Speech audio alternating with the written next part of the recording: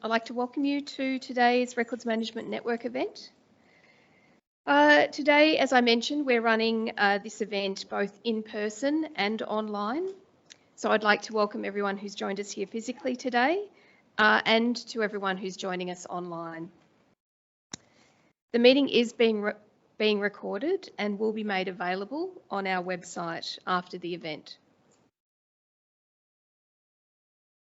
The meat of today's meeting is to celebrate the recent Sir Rupert Hamer Awards, which I unfortunately couldn't attend because I was sick. And we celebrated an amazing group of recipients with many innovative projects. So the recipients of those awards have kindly agreed to share the work that they did to receive a Rupert Hamer Award. But before we begin, before we hear from them, I do have a couple of updates about PROV. So we do have some new retention and disposal authorities released or soon to be released, including an RDA for redress and reparation schemes, of which I think there are currently 5 in Victoria. This was developed in collaboration with the Department of Justice and Community Safety. We also have an RDA for the Mental Health Tribunal and a new one for the Coroner's Court as well. And we thank all of the agencies who did their hard work to get those done, to get those completed. On the disposal authorisation front, we would also like to thank everyone who has taken the time to provide us with feedback on the draft RDA for human resource functions records. We're working through all of the comments, and we did receive quite a few comments. And we will provide an update on a revised draft and next steps in the coming weeks. In the standards and policy arena, we've published the redeveloped Strategic Management Standard and Implementation Guideline and a Managing Records in Business Systems policy. So thank you to everyone who provided input into these products.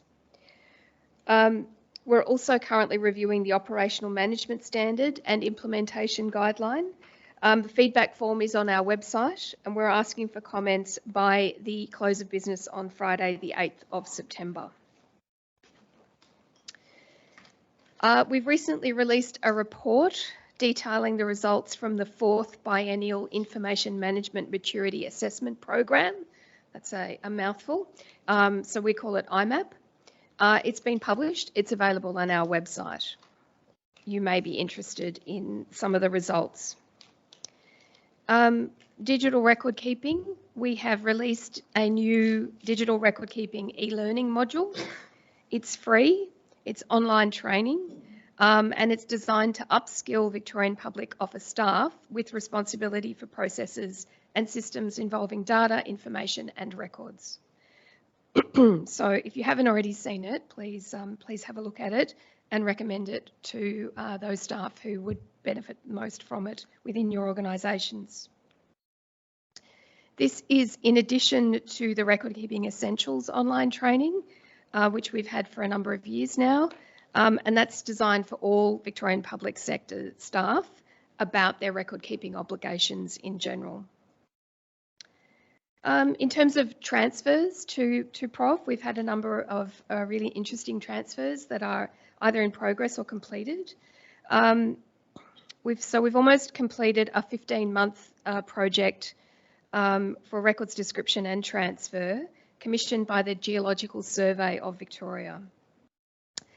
We've processed some 11,108 files, 419 volumes, 13,970 plans, and 1,663 other things.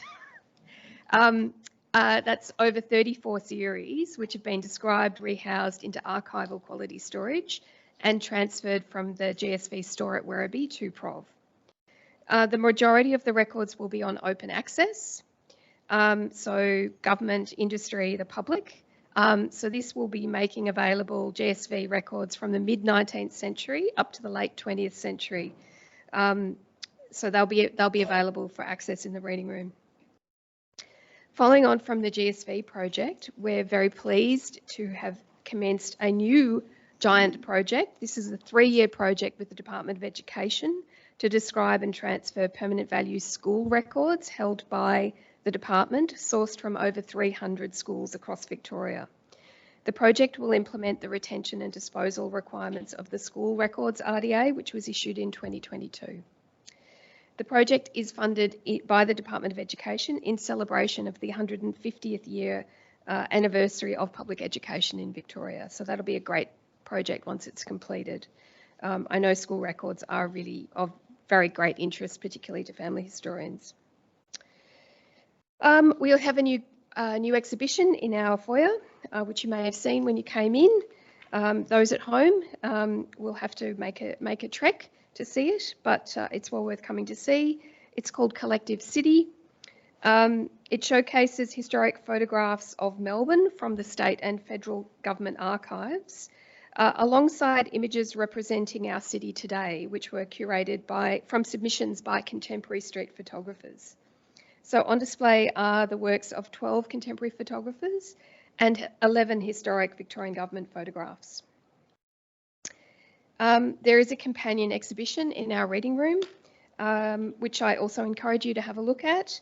It's called Collective City again, Connecting Collections. It's a collaboration between PROV, the National Archives of Australia, the Hotham History Project and the North Melbourne Library, which connects historical building records, photographs and information from their collections. The focus is on public buildings, facilities and infrastructure, which have served to connect local communities, thereby contributing to the development of Melbourne as a collective city. Finally, work with the Yoorrook Justice Commission continues. We're supporting government agencies in their response to notices to produce from the Commission. Through a formal request to the state, the Commission has also raised the issue of the challenges experienced by First Nations peoples in accessing and navigating archival records. So Yoorrook told us that they have struggled to identify, locate and access records with any degree of precision and confidence. And any of you who work in record keeping would understand why they have struggled. We have contributed to the government's response. We are also assisting the Commission by helping them to understand the nature and limitations of historical records, and have helped agencies to respond by conducting in-person training for agencies on how to use the PROV catalogue and providing over 50 function mapping reports so they can trace the history of, I guess, the government functions that the Commission is interested in and understand where the records might be located. And I'd like to thank agency staff for their engagement and support with this work. So we'll move on now to our very exciting lineup of speakers. For those online, if you have questions for any of the speakers, please ask them in the Q&A section. Each speaker will have time at the end of their presentation to answer them, and we'll make sure that any questions from those of you who are joining us online are read out. And our administration team are online to help with any queries or to deliver your questions. So it's my pleasure to introduce our first speakers today, Jaye Weatherburn and Dr. Evanthea Samaras. Jaye Weatherburn is the Program Manager Digital Preservation at the University of Melbourne. Jaye coordinates the implementation of the university's 10-year digital preservation strategy and subsequent development of the emerging business as usual program for digital preservation and stewardship activities. Dr. Evanthea Samaras, or Eva as we know her, is a practitioner researcher specialising in information management, archiving, digital preservation and media production. She works in the Information Governance Services Group at the University of Melbourne as Senior Analyst, Records and Information. So welcome Jaye and Eva.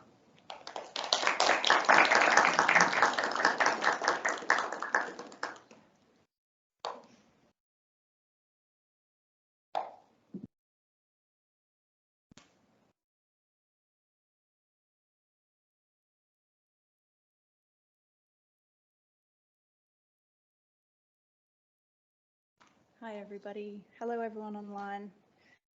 Firstly, just to contextualise this work, that we're talking about today, this project work between digital preservation and records management. Excuse me, I have a scratchy early morning throat and maybe coughing a little. Not sick. So to contextualise this work, the digital preservation program at the University of Melbourne has been guided by a 10-year strategy. The strategy states that by 2025, which is scarily close now, the university will have a widely held and coherent understanding of digital preservation.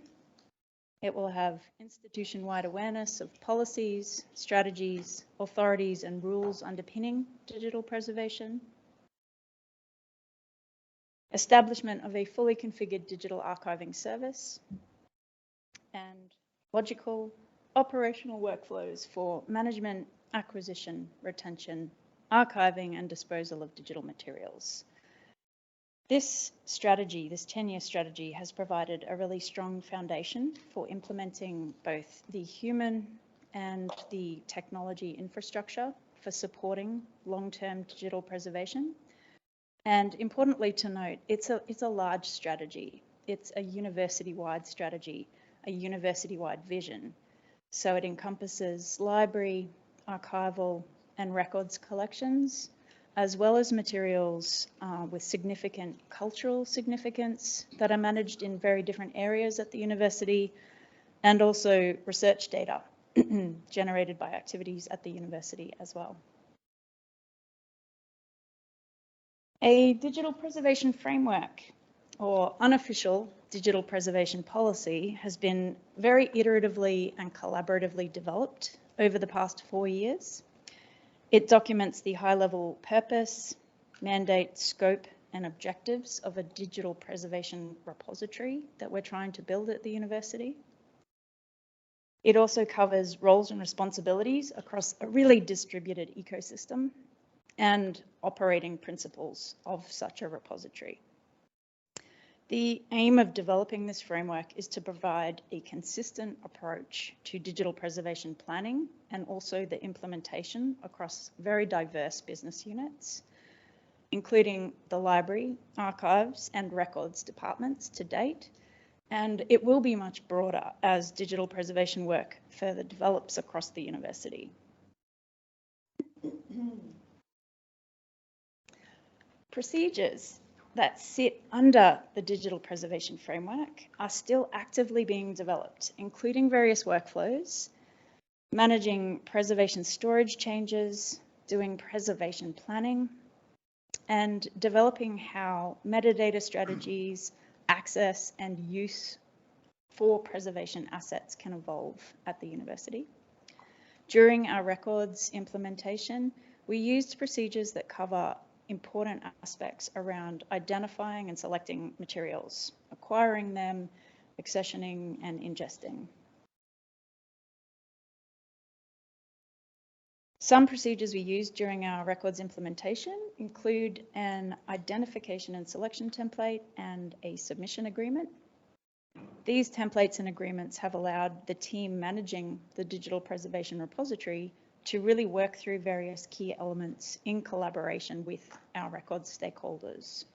These include identifying materials and the reasoning for long-term preservation, identifying those all-important roles and responsibilities to make decisions, the scope of materials and high-level details, including things like the file types and the formats, the quantities, systems used to manage the materials, business and system owners, storage projections over the next 5 years, if this is possible, and any known dependencies. So dependencies can be either technology or system-wise that the materials may have.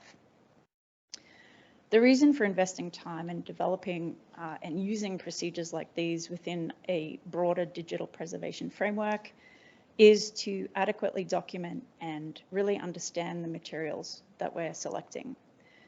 This process also provides us with the information required to manage the materials effectively over long periods of time. Documenting and understanding the materials also informs how the technical solution is actually built for records into the digital preservation repository, which is what Eva will discuss in more detail now.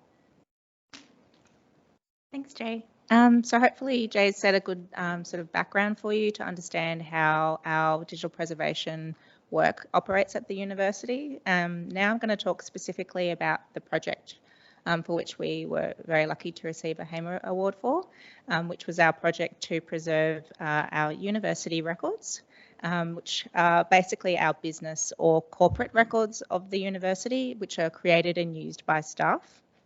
My team, which is Records and Information, provide advice to staff on how to compliantly manage university records, and we help facilitate the transfer of permanent value records to the University Archives custody. So the university records to be digitally preserved are born digital or digitised records, which form the university's organisational memory and legacy, including its research, teaching, engagement and administrative activities. And all of these records are defined as permanent in the University Records Retention and Disposal Authority, and many are currently held within the university's content manager, EDRMS. Just to note that at the University of Melbourne, we consolidate all the relevant PROV issued RDAs into one resource known as the University Records RDA.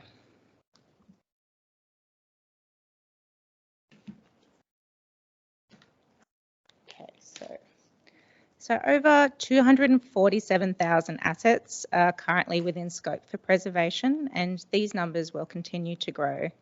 But as a starting point, we targeted some particular collections of records, which included university calendars, committee papers, some legal agreements and trust records. And in the coming years, we hope to continue to add more collections to the program and identify other types of permanent record collections which might be held outside of Content Manager as well.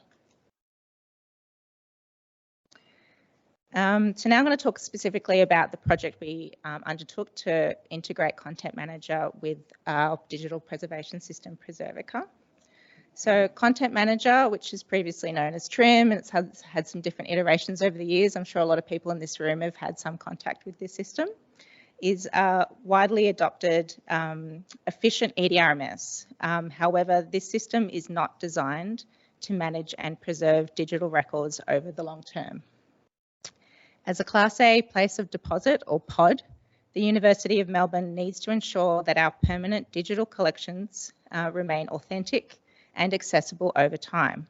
So the solution was to integrate Content Manager with Preservica, a scalable platform for digital preservation.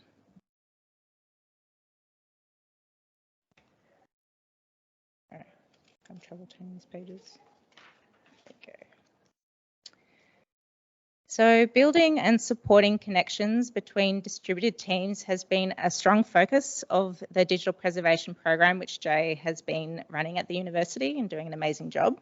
And for our University Records Digital Preservation Project, multiple expert teams from across the university and external organisations came together to co-design and implement an approach to effectively identify, transfer and preserve digital records held in Content Manager. So this screen's an overview of all the different teams that were involved in the project. So Digital Stewardship Research, which is Jaye's team, they oversee the university's digital preservation program, develop the policy, frameworks and procedures that Jaye talked about at the beginning, and they also administer the Preservica Digital Preservation Repository System. Records and Information, so my team administers Content Manager, EDRMS. We sentence and dispose of records in accordance with the University Records RDA. We identify and submit records and associated metadata to the Digital Preservation Repository System. The University of Melbourne Archives leads archival description work and arrangement, and they also administer the archival management system for the university. Business Services provides information technology services, information architecture design and documentation, and they're the technical owner for the solution. They also project manage the project for us as well. And we also had a lot of help from our vendors, so Content Manager and Preservica staff, who had technical expertise and support in using those two systems and developing the integration with us cooperatively. So the digital stewardship research team engaged with multiple teams very early in the project to gain input into digital preservation policy and procedure framework. So as Jaye said, it's a co-development process. So our team was sort of asked to contribute very early on in the development of the policies and procedures for the digital preservation program, which together with the strategy provided a really great foundation to work from.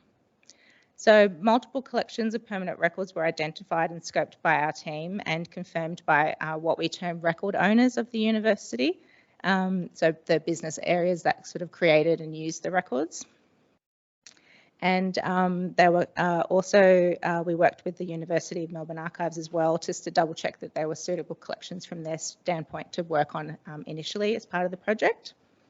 As Jaye talked about before, we worked on a whole suite of documentation, including approvals to capture necessary information about the types of records being preserved, access requirements and ongoing preservation needs as well. And business services assigned an experienced project manager to help make sure that the project had good governance and structure. So our business manager, Dennis, organised regular meetings with us, ensured that all the stakeholders were involved in key decision making and that we're all kept up to date throughout the project. So as with any project, it didn't run 100% smooth. We had a few bumps and a few delays, but that all kept on track, and Dennis was really good at keeping us informed of any delays and what we needed to work through. So this is like a very high level workflow of the project. So we all worked really closely together to work out how best to extract, package and transfer the records from Content Manager into Preservica. Our Content Manager vendor had a lot of experience working on integrations and doing a lot of work with exporting records from Content Manager. He also had a lot of experience making VOs, so I was pretty confident he could help us with our project.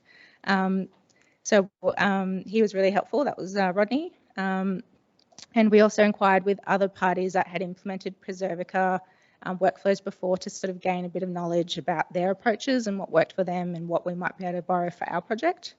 And we also worked with Preservica reps as well to learn about their supported ingest package formats. So they offered two main approaches that we could have used. One's their own bespoke Open Preservation Exchange or OPEX package format, or we could have used a zip.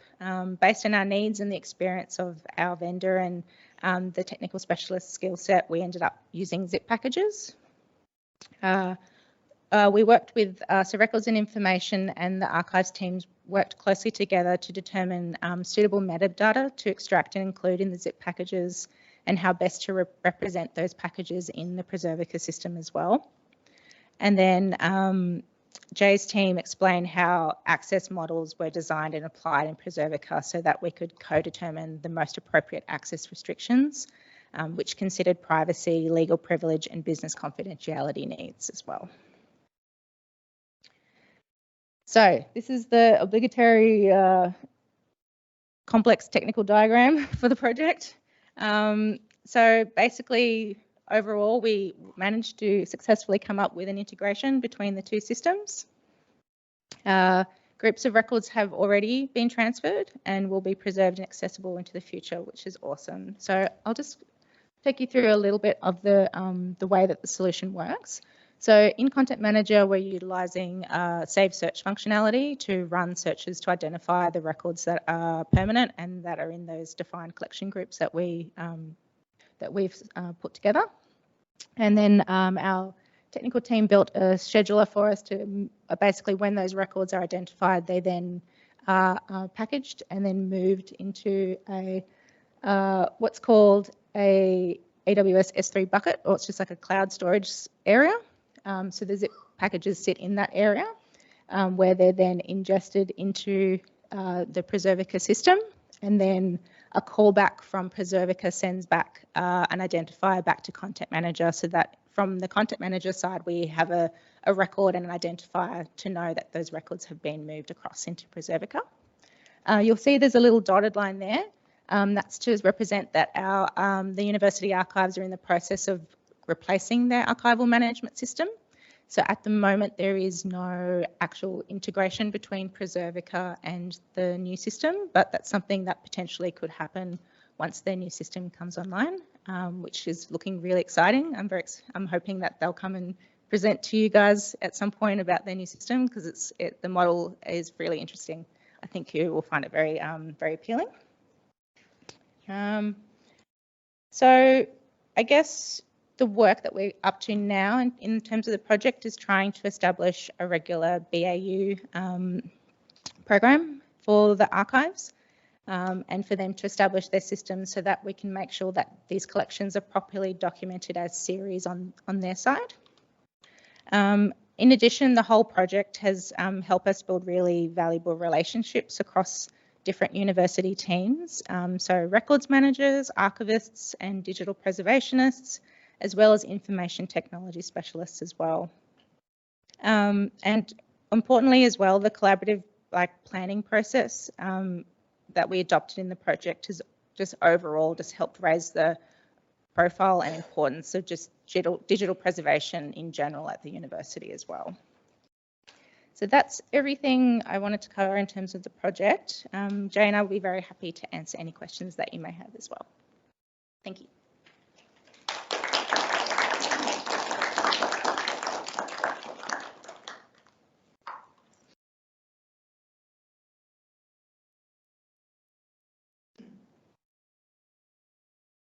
So much. We're going to take we'll see if there's any questions online, but is there any questions in the room at the moment? Anyone willing to put their hand up? I suppose I have a question in terms of all those moving parts that came together with the different people. How challenging was that to deal with, for different departments, different needs? I think our project manager did a good job of sort of wrangling us and making sure that we turned up to our regular catch-ups and meetings. I'd say the biggest challenge, just from my perspective, was trying to get the technical specialists to really understand what we were trying to do, and the importance of the documentation and the metadata as well. So I guess sometimes the biggest challenge is just that translation of when I say archiving or digital preservation, what that means to me might be different to what it means from an IT perspective. So that was probably the biggest challenge from my perspective. Jaye, did you have anything? Yeah, I'd second all of that, Eva. And I think, yeah, it's a long advocacy game, I think. I think digital preservation, I'm biased. I think it should already be part of business as usual, but there's still there's a bit of mystery around it still. And there are established procedures and processes. It's literally just an advocacy piece. It's telling people this is what's involved. How do we integrate it with existing records and archives management processes? So lots of talking to people. It can be challenging.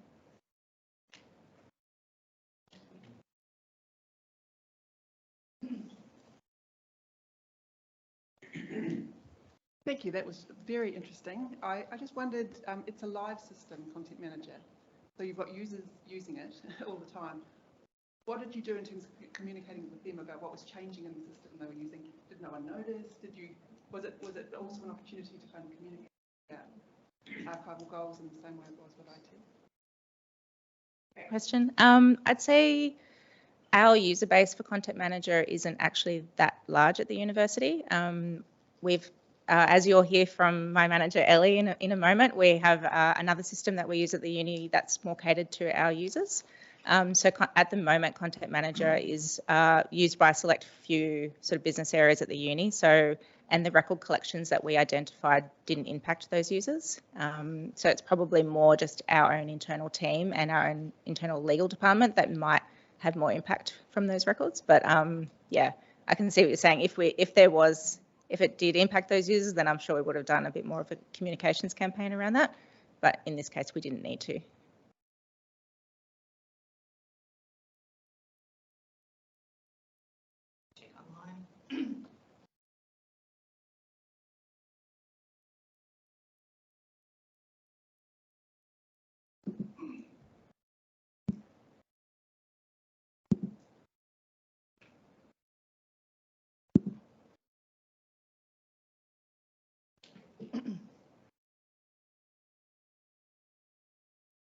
Okay, so we've got one here. For you guys, were you transferring both born digital and digitised records? If you transferred digitised records, did you have certain minimum metadata standards formats that you complied with?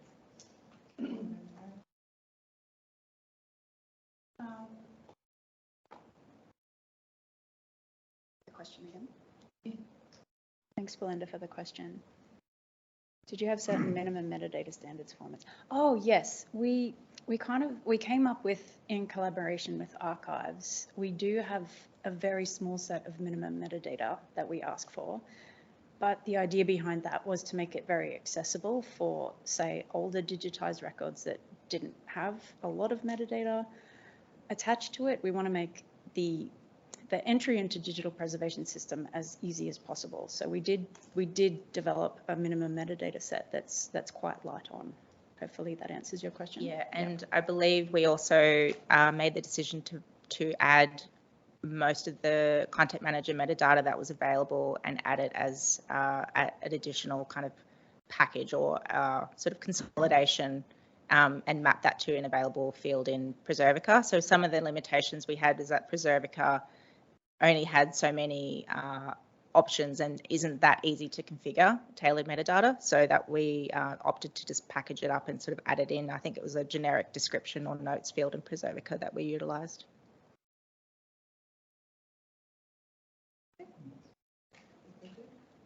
Thank you. Thanks. Thank you.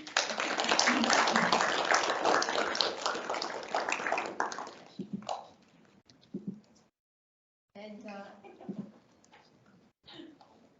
thank you for the questioners out online. So next up we have Kim Minett and Brian McInerney. Kim has had a 38-year career with Monash Health and its predecessors, including senior roles leading media and public relations, communications, community relations, volunteers and fundraising. And just prior to his intended retirement in 2021, he was invited to lead a project to transfer permanent records from the Heritage Collection to Public Record Office. And that was so exciting. He obviously postponed his retirement. So, Brian is an archivist with extensive experience in managing archival records, including a stint here at Public Record Office back in the day. And Kim and Brian were instrumental in the successful transfer of records of the former Queen Victoria Hospital to Public Record Office Victoria. Very exciting records they are. They go back quite a ways and tell us a lot about all sorts of things, including the history of women's health, the history of medicine in Victoria, just a fascinating collection of records. And Kim and Brian are here to talk about their project today. So welcome, both of you.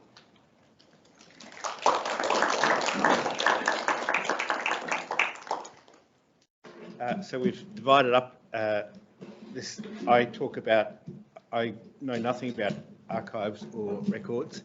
And so my job was really it was more logistics, getting the material we had, finding where it was, and getting it into a position that Brian could use his knowledge and expertise to prepare it for transfer. So the first thing, press that one.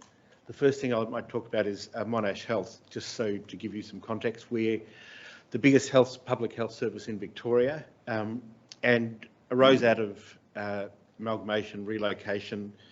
There's been renaming over the last 1987 till now, however many years that is, when Monash Medical Centre was created out of an amalgamation, and then the healthcare networks came along. So we're the biggest. We look after we have about 3.2 million episodes of care each year. We see about 238,000 people through our EDs. Nearly just under 10,000 babies are born in our organisation, and we've got a budget of over 2 billion.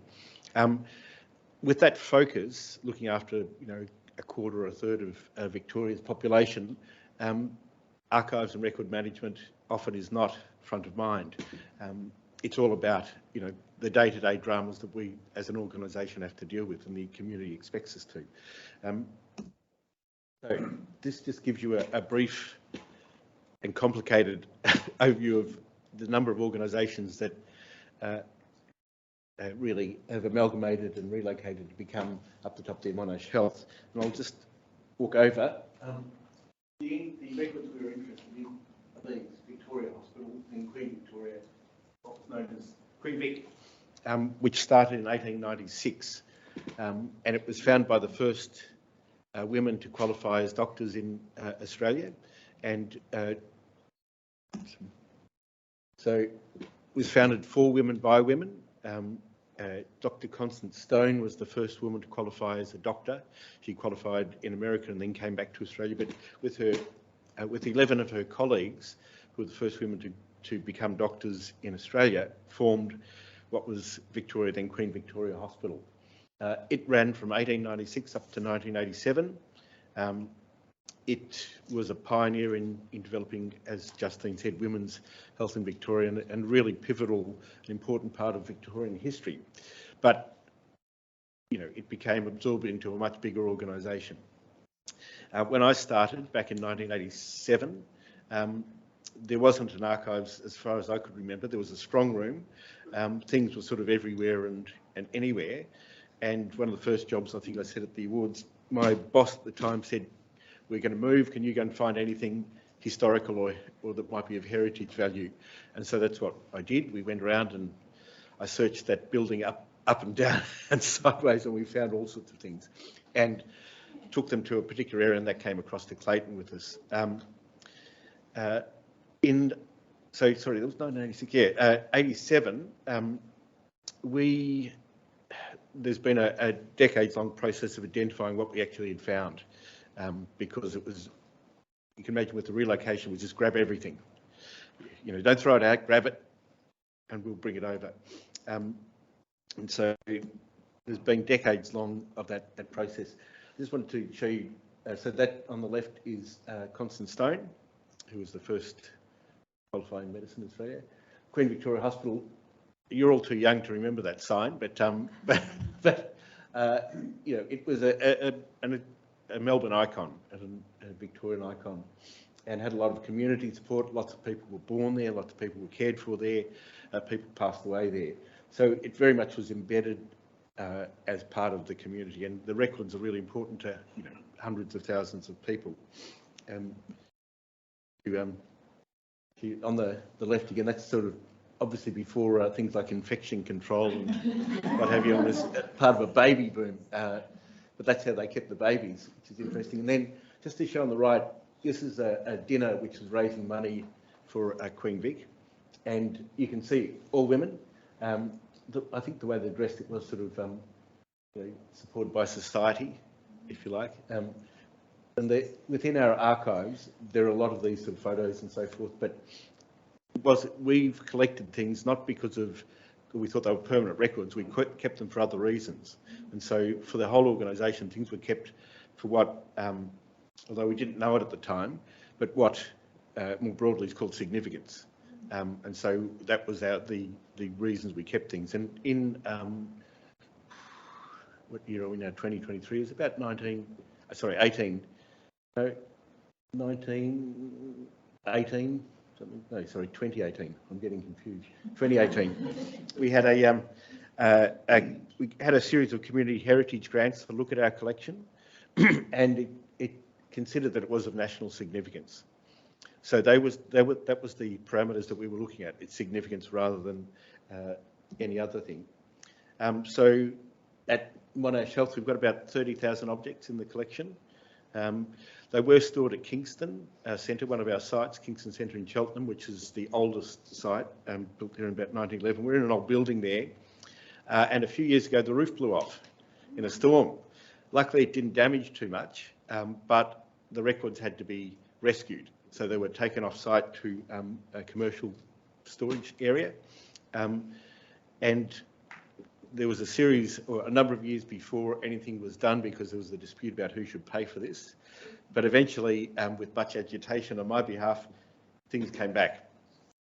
But it went back to Scoresby, where we had a big warehouse.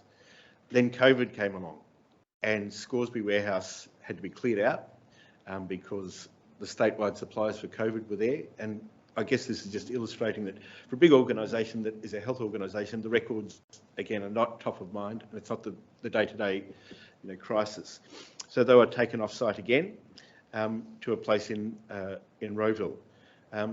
And during that time, they were intermingled with a lot of other material that had been stored in that area. So there was sort of a grab bag of stuff. And when the call came from Prov and Justine to say, can we please do something about getting these records back, that's when I got called.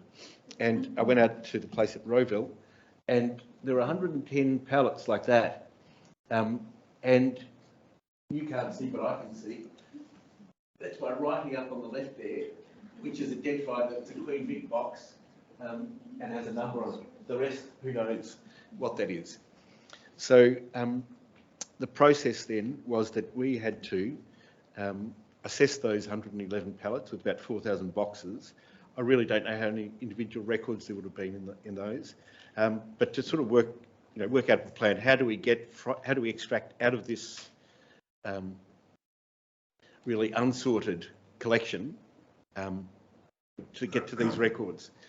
So we got some resources, we had to get timelines, and we talked within the organisation. It's a very collegiate sort of thing. We have to talk to a lot of our peers about what records might be there, and we talked to Prov because I had no expertise in this area at all, and they were very, very helpful, I should say, in sort of guiding us through what we needed to do. So we found a location back at Kingston Centre with a good roof on it. We tried to pre-sort, but then basically we had to bring back in one big room all these pallets, and with people within the organisation, we spent a day with really two guys going through every box and going, yes, no, not my problem. And so that was the thing. And then the not my problem, of course, was my problem because there could have been other valuable records there that weren't Prov type records. And so this was well, it was really good exercise, actually. It was quite satisfying. I like sorting things. But it was sort to a level that somebody else could do something proper with it. So we found the Queen Vic records. They had been catalogued.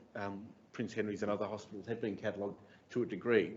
And we got them in a rough order into another building with shelving that had been built and so forth. It was secure and other things. So we had to work with external partners. And again, it was a logistics exercise. And I quite enjoyed coming back to work and bossing people around. It was sort of enjoyable. So I want that done, and they'd do it. It's great. It wasn't my normal working life.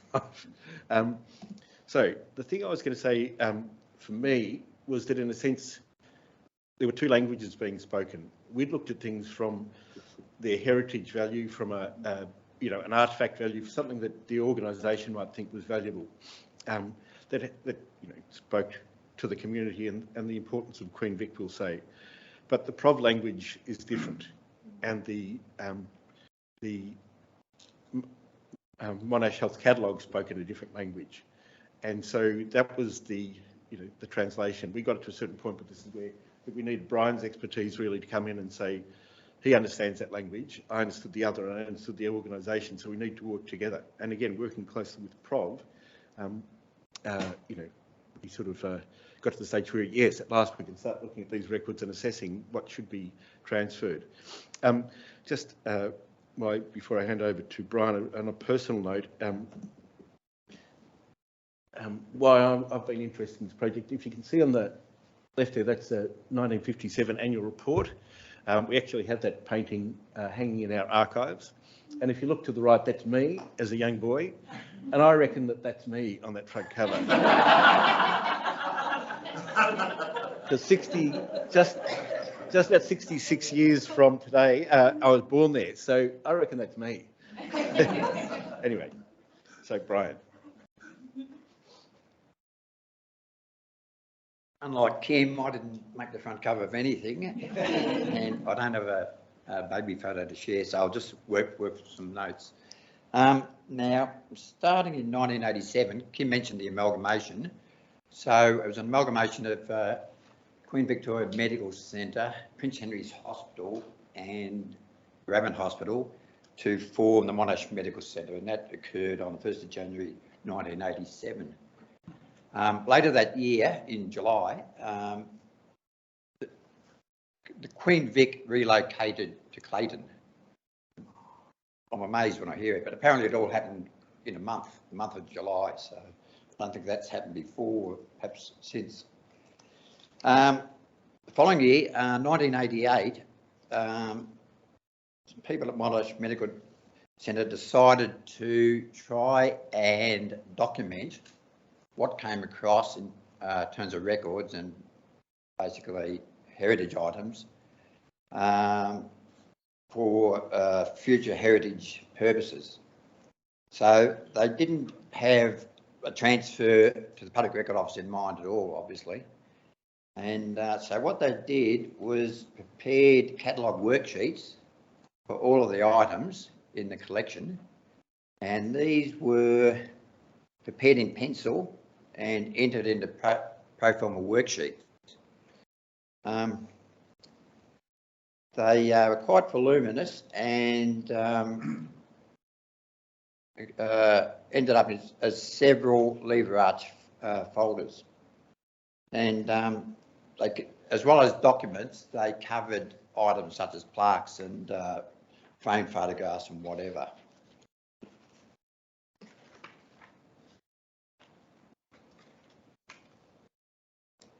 A three-part numbering system was employed, with the primary number being 88, which was the year 1988. There's no index to any of this information. So it's just a lot of hard copy records, which has no searchability. However, the information proved to be most useful when I was working with what's on the shelves. I could refer back to these lever arch folders. And we've got to remember there's a 34-year gap between when the relocation occurred and the archives project was thought up. So the archives project commenced in 2021 and was completed in 2022. So the purpose of it was to identify the permanent records belonging to Queen Victoria Hospital collection and to transfer them to the custody of Public Record Office. Now, to do this, I started with a records survey. The purpose of the survey was to determine what records were there and where they were. So this involved initially creating an Excel spreadsheet with the relevant fields and recording each shelf location and what was stored in that location. The numbering system that was adopted back in 1988 enabled the various boxes and volumes to be stored in that order on the shelves. And I can thank Kim for that, he organised that prior to my commencement. I created a notional shelf numbering system for that purpose and used that to locate records in the 47 locations within Room B in the education building at the Kingston Centre, which Kim's referred. So the cataloguing worksheets were most useful in completing the survey. So from there, and based on the information I gathered in the record survey, I created another spreadsheet that I called lists. And that was to group permanent value records together in what I determined to be the relevant record series. Serialisation in itself was easy. The trick was to identify related records that were stored in various locations. And sometimes records that belong to a particular series have been identified with different titles. So you've got to research and come to an understanding of that and match them up.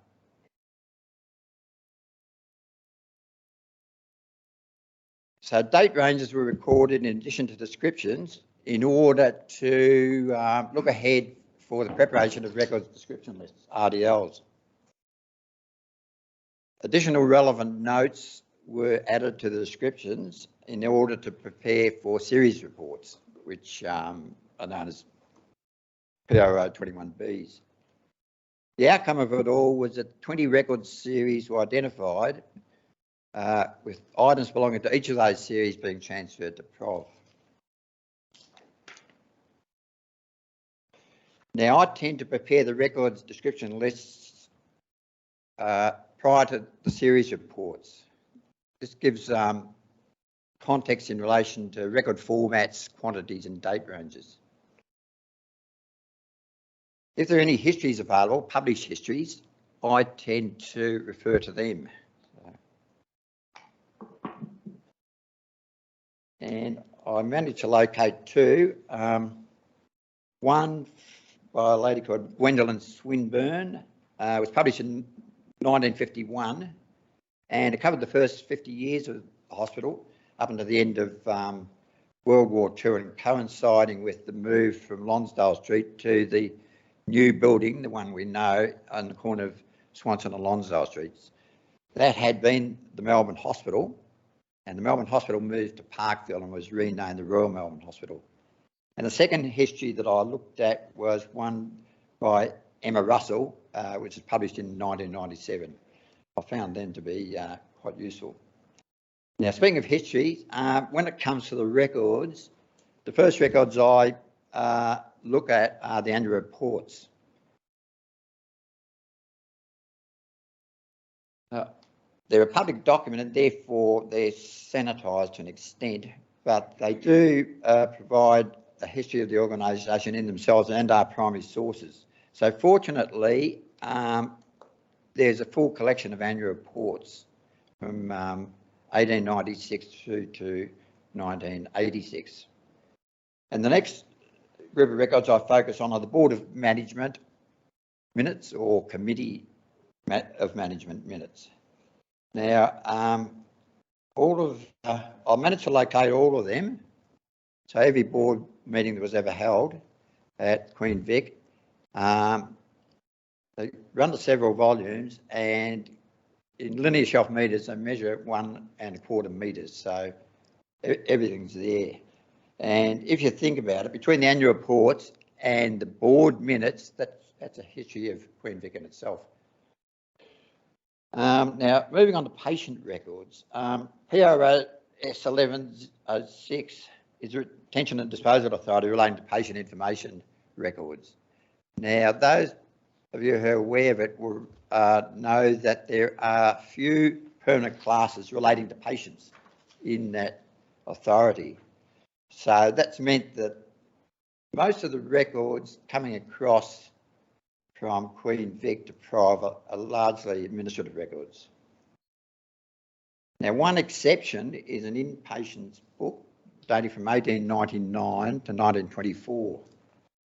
So in 1919, for a period of 10 weeks, the Queen Vic Hospital operated as an emergency hospital during a global pneumonic flu epidemic, which was known as the Spanish flu. So all of the information about those patients is recorded in a section of that inpatient book. That's quite topical.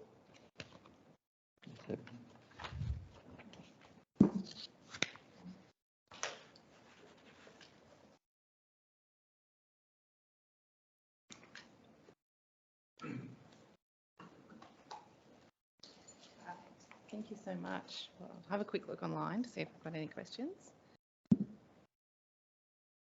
Are there any questions in the room? One question here.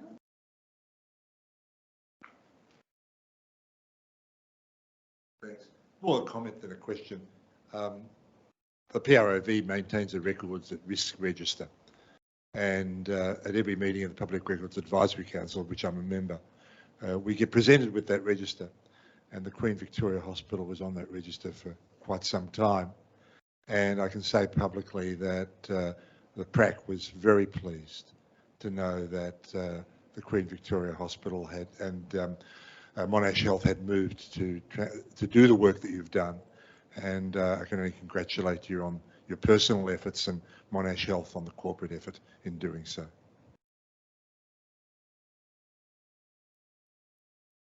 Any other questions? I think that's it. Yeah. Thank you. Thank you very much.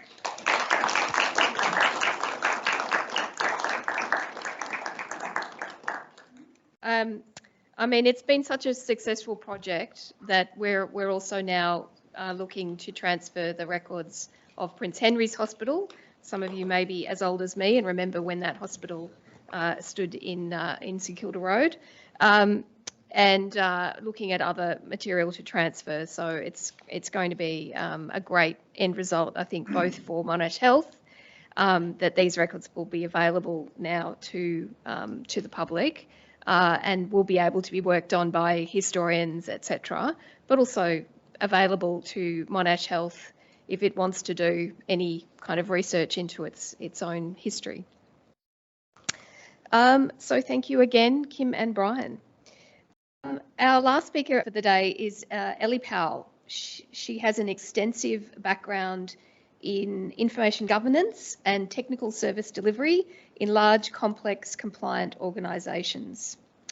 Ellie is passionate about the protection of organisational memory.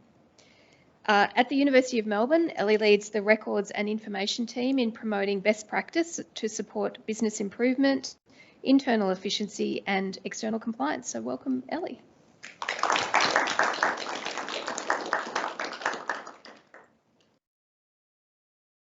Thank you. I will do my best to keep it as short as sweet as possible today, conscious of the fact that we were scheduled to wrap up at 12. If anyone does have to leave the room or ghost us online, I won't take that personally. So my name's Ellie. I'm the manager of the records and information team at the University of Melbourne. And today I'm going to talk to you a little bit about our records managed SharePoint solution.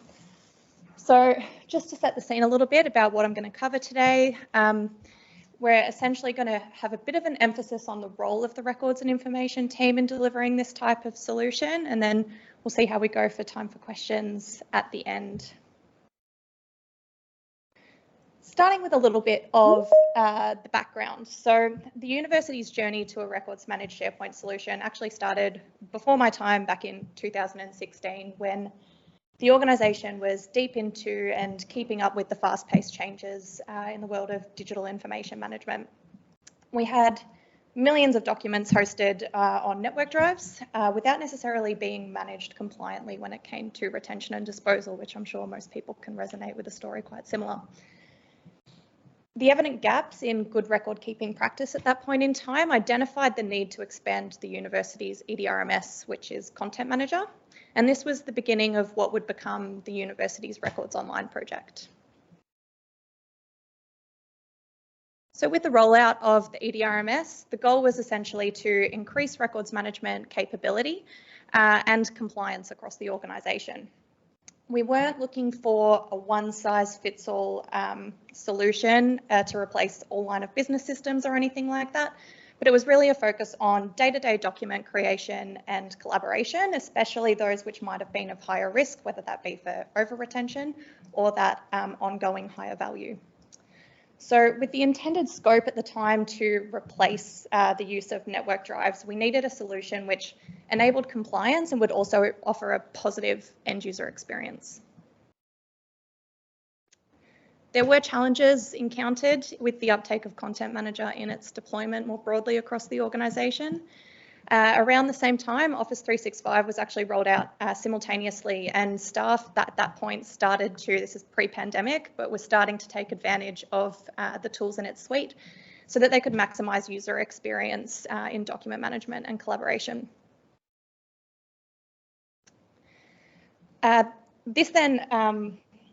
These challenges were then turned into opportunity by the Records Online project team. So key stakeholders across the organisation were identified and engaged, and through some research discovery and testing, SharePoint was elected to be the user interface with Content Manager on the back end for records management compliance, which is what led us to an integrated solution between SharePoint and Content Manager, delivering what we refer to as our records managed SharePoint solution. So simply put, what does that look like? University staff replace the use of their network drives to use their records managed SharePoint in its place for an improved user experience in document management. And on the back end, we have Content Manager capable of doing all the things that we records and information management professionals can appreciate when it comes to the capture, retention and disposal of those records. For an end user, how does that look? It's quite simple. They create and collaborate on their documents in their SharePoint site. After a determined number of years, the document is identified as inactive based on its last modified date. And at that point, what we refer to as the SharePoint lifecycle is complete and the document is moved into Content Manager to live out its legal retention period.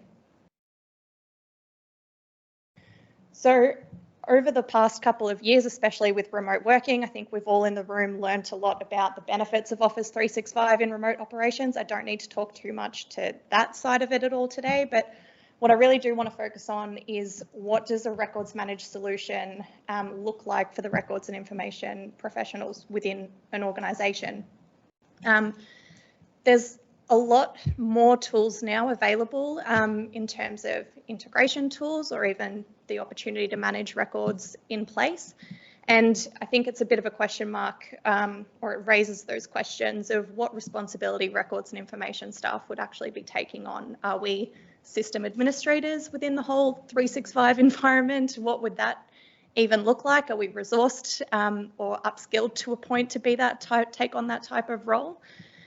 At the university, we've found for now what we feel to be quite a happy medium between those two extremes of having complete control over this 365 environment or no control and influence at all when we know it's something that people are adopting and using. So that'll be highlighted. This is the high level, and we'll highlight just sort of what that looks like in BAU processes within our organisation in how we have operationalised that. So engagement and analysis, our attitude is very much invest time to save time. So the records and information team will meet with business units to introduce them to the solution that we have available. We'll run workshops with the business unit to understand their intuitive ways of grouping and categorising their information, as well as identifying for them what's already working well and what opportunities for improvement there may be.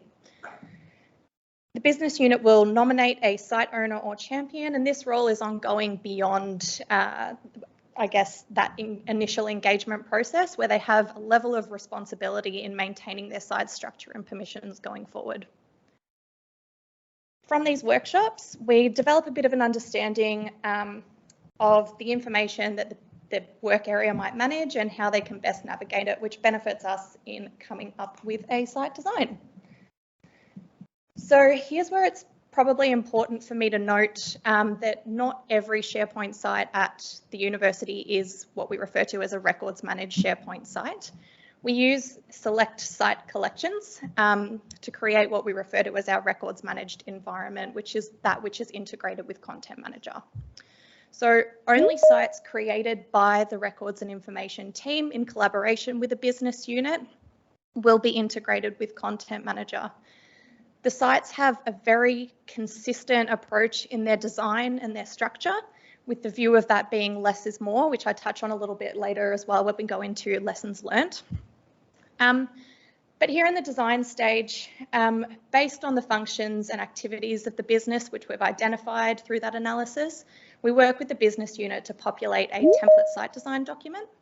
And what we do is we align the site's libraries in SharePoint's terminology with disposal classes from the University Records Retention and Disposal Authority. Within the libraries, we then limit the creation of folders and subfolders. So we use metadata or columns to group and categorise information within, with that function of folder creation disabled to maintain the integrity of the retention and disposal through that integration through to Content Manager. I'll again touch on that in a little bit more depth later on. So we then hand the site over to the business unit. We might demonstrate the site to either a working group that's been involved or maybe the entire business unit or just the site owner. And then access and permissions is maintained locally. So most commonly the site owner and the approver are the same person, although it could be two different people if need be. And the site owner then takes on a level of responsibility. They become a champion to plug their colleagues into the learning resources which our team provide. And they also have a little bit of extra privileges within the site to be able to customise its structure and modify those libraries. For the end user, it's usually around this point in the process that they might be introduced to training and awareness around the tool. For us, it's constant through monthly classroom training and the ongoing delivery and development, of self-service learning resources as well. So just as we would with Content Manager, we provide end user support to our customer base. We respond to inquiries that we receive in our ticket management system. We will, on request, create new libraries as required by business units and align those with the RDA at that point in time. And as we receive feedback from customers, we can then log and prioritise different areas of, identified continuous improvement opportunities that we find along the way. Obviously, there's lots of fun and aesthetic features within SharePoint, but we've always got to make sure we're making a conscious decision before committing to any of those, that we're not compromising the integration in place, and also thinking about protecting the scope of the records and information team to try and keep that focus on records and information management first and foremost, rather than, expanding that too much. Where there might be issues raised or continuous improvement opportunities raised which are more technical, we are able to at that point escalate to business services, which is where our IT function sits and where the SharePoint administrator role sits within the university, to investigate or resolve those, quite similar to our support model that we have in place for Content Manager as well. So with our integration, we allocate what we call a SharePoint lifecycle, which I touched on earlier. So after a specified number of years the document being inactive, it's then automatically moved to Content Manager to live out its legal minimum retention period.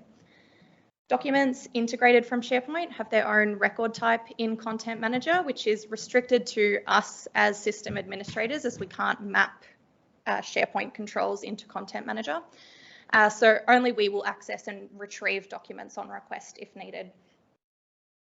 Once the documents have lived out their legal retention period based on their associated library, which they live within, they would then follow due disposal processes with authority to destroy, provided, etc.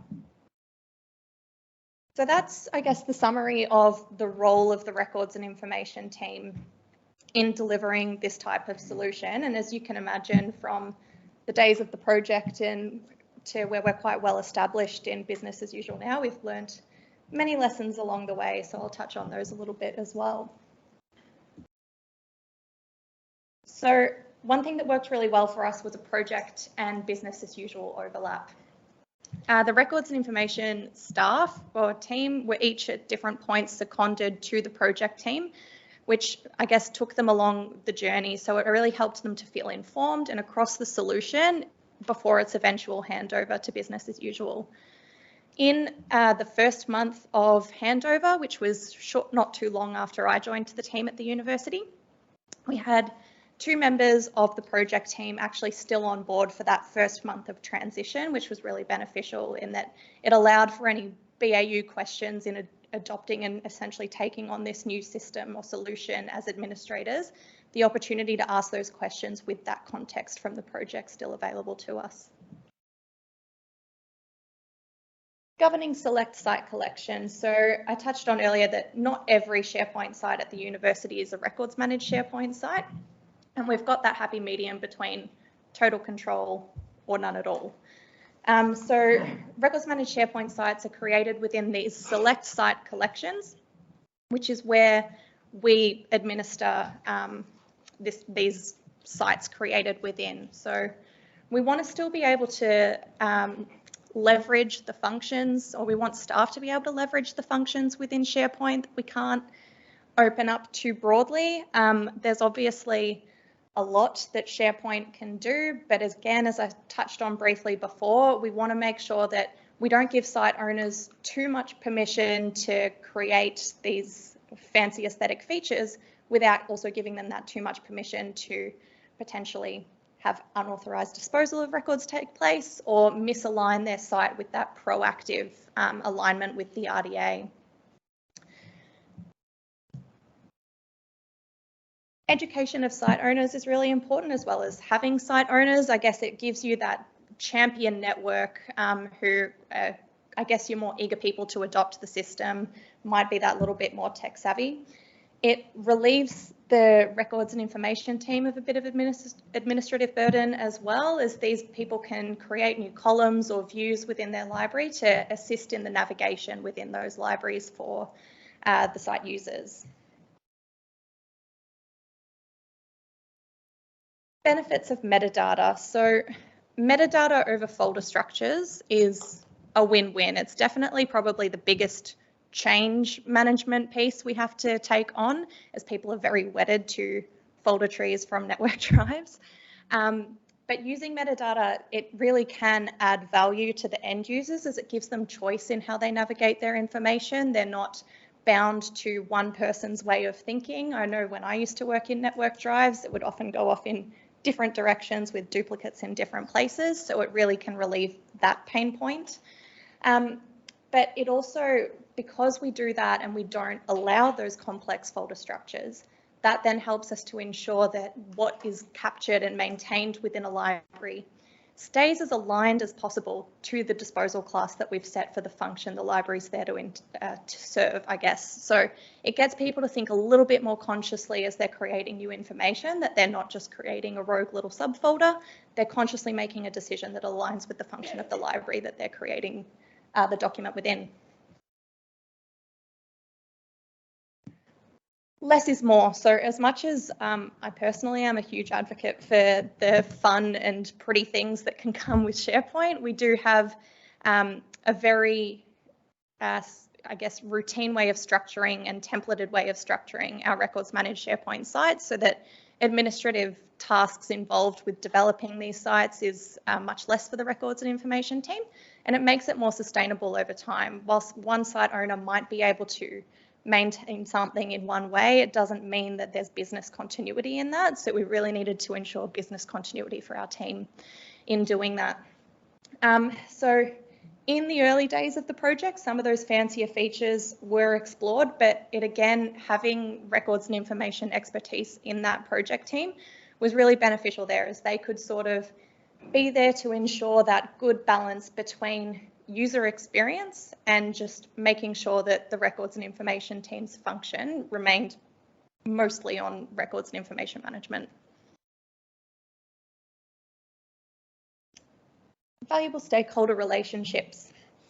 The project demonstrated the benefits of combining advanced IT expertise with an understanding of information management compliance requirements. Partnering with IT experts in the organisation allowed us to provide practical, human-centred solutions to enterprise information management challenges. This actually led to the establishment of the SharePoint administrator role within our IT function, and maintenance of those relationships within BAU well after the fact is maintained every bit as important along the way. And lastly, again, that point of investing time to save time. So creating sites in a way which aligns with the RDA saves us the headache of trying to retrospectively assign disposal classes to folder structures which go off in any given direction, created by business units over years to come. That wouldn't be a suitable and sustainable solution for a team of our size. There is technical capacity, I guess, to integrate those folder structures, but again, we just wouldn't necessarily want to have this information that we don't understand coming across into Content Manager. So it's again just enforcing that good practice, so that when it does end up in our custody, we know how we can manage it for the long term. And then, of course, we are not only system administrators, but we're system users. We use the system in the daily creation, collaboration and management of our own documents, whether that be some of our more low risk, low value documents, but also when we are going out and collaborating on different projects with different stakeholders in the university. But mostly this really just keeps us in touch with our customer base, and that we understand the areas of any pain points or any continuous improvement opportunities which may exist.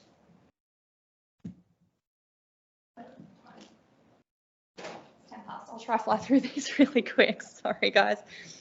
All right, so in offering an end user friendly solution, particularly for remote working, we have business units really positively engaged in the process. We receive a lot of referrals based on positive experience and are still essentially rolling this system out in a response to demand. We're not having to be records and information people going and knocking on the door trying to get people to comply as such. We've got an end user friendly solution that people want to adopt.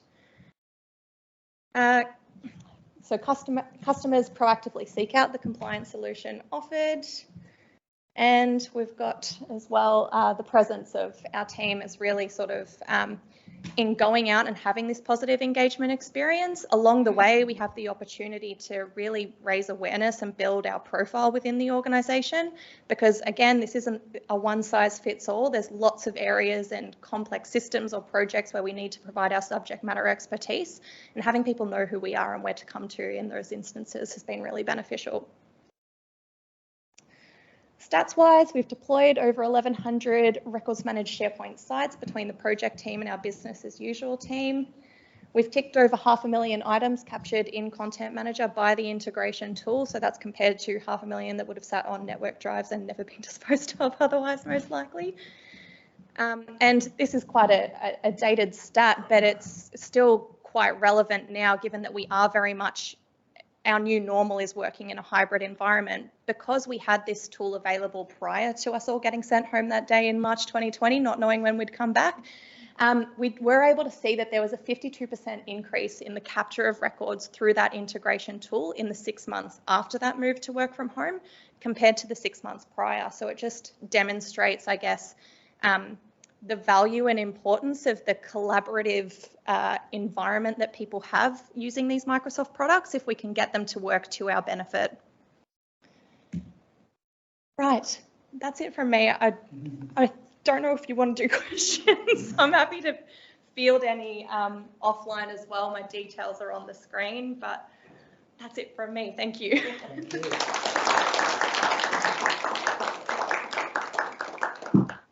anybody have any burning questions they want to ask? No? Oh, one here, yes. Can we catch up later? Yeah, I'm most happy for you to. If question in detail. yeah. I like the method you